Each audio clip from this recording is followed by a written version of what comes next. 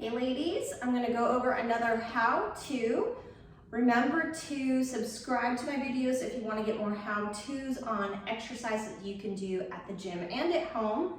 And also make sure to like this so that other people can find this information and I can just help more women live healthier and happier. So today we're going over the single arm dumbbell row. I'm going to show you a couple different variations. This is a staple in my exercise program. I always make sure to do more pulling exercises than I do pushing exercises because I don't want to have this imbalance between my the anterior and the posterior chain.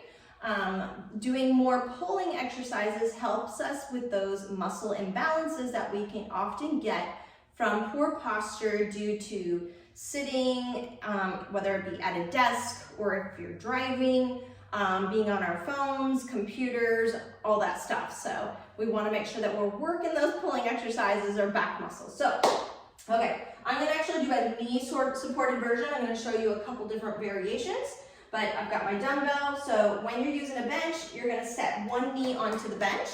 And then this other leg, you actually want to step out and get into what I call an athletic stance, right? I want you athletic, right? If I was a baseball player, I'm out in the field, basketball player, softball, you name any sport, you've got this athletic stance, okay? That's where you're going to have a nice strong base of support, which is also going to allow you to lift heavier, right? Because we do want to lift as heavy as we can for ourselves, while not comparing ourselves to anybody else, right? So one knee on the bench, the other foot is going to come out in an athletic stance. You don't want it too far behind. That's a mistake that I often see is too close and behind.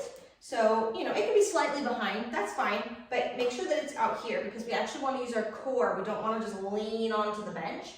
From here, I grab my dumbbell, and then you want your hand out in front of you. You don't want it directly under your shoulder. So slightly out in front of you.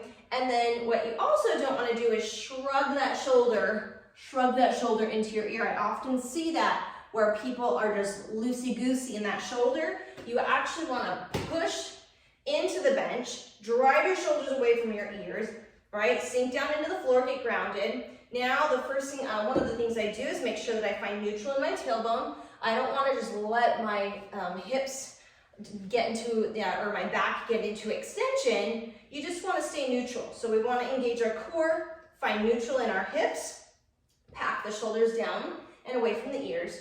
Then placing your dumbbell down towards the floor, I don't want you to let it just stretch out. A slight stretch, but a slight engagement here, okay? So shoulders depressed. Also, the dumbbell will be slightly in front of your shoulder, okay? Instead of just straight down, because if it's straight down, you're going to end up trying to do a bicep curl.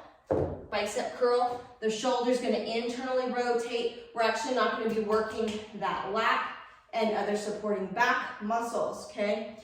So, slight hook on that hand. Don't do a death grip on your dumbbell.